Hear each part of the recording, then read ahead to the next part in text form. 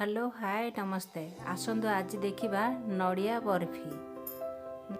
गोटे बड़ नड़िया को मुझे तार व्हाइट अंश 2 बाउल हैला। से 2 बाउल को मु ग्राइंडर करदेवी। सुखिला ग्राइंडर करी पानी की क्षीर पकेबेनी। नड़िया को ग्राइंडर कर सारा परे गोटे बाउल टाक बाहर कर देछि। गोटे बाउल हैला नड़िया, गोटे बाउल को चीनी आवश्यक अनुसार,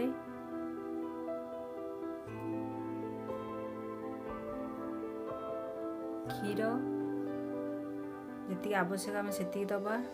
अमूल नहीं, अलैच, गोलमर्च, चीनी को मु ग्राइंडर करी नहीं। गुआ घी, कड़ई को गरम करी से मु गुआ घी 1 स्पून दूची। नड़िया को भला भावे एथिरे भाजी दबा। बेसी रंग करी भाजीबानी, केवल उल्टे दबा।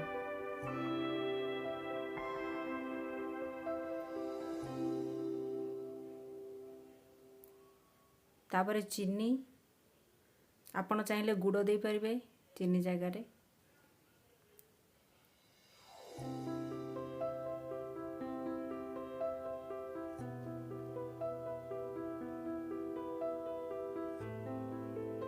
भल भाव मिसई दबा।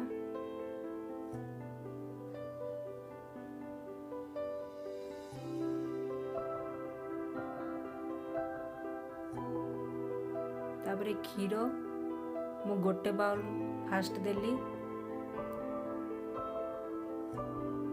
यहाँ को भल भाव मिसेला परे केती क्षीर आवश्यक होबो ताको देखि दबा।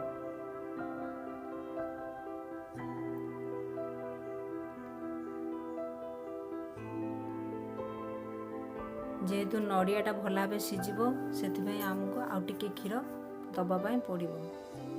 आ हाफ बाउल क्षीर ऐड करली। एथिरे 1.5 बाउल क्षीर एथिरे आवश्यक हैला। अलैच, गोलमर्च गुंड टिके देली टेस्टटा भल आसिया पई। अमूल 2 स्पून देली।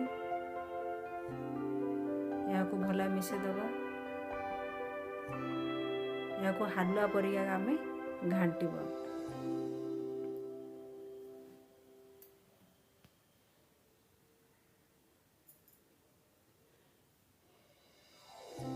लगातार घांटिबा। यह छाड़िले तला आड़ पोड़ी जीवो।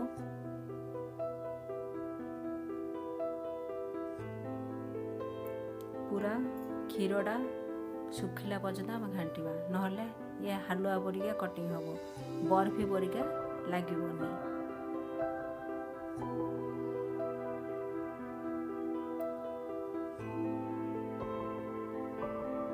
देखंतु एबे हे जाइछि। को आमे गोटे पात्र बाहर करवा।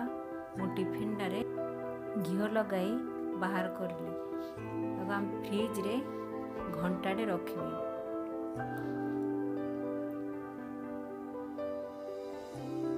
फ्रिज रे घंटाटे रखला परे देखंतु या बढ़िया जमी जाइछि।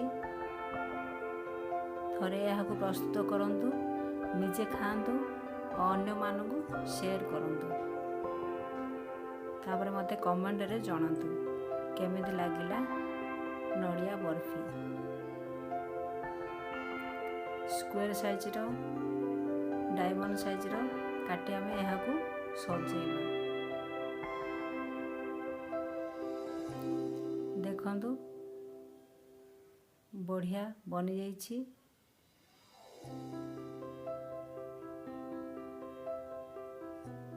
आमे यहाँ को प्लेट रे सजाई दबा।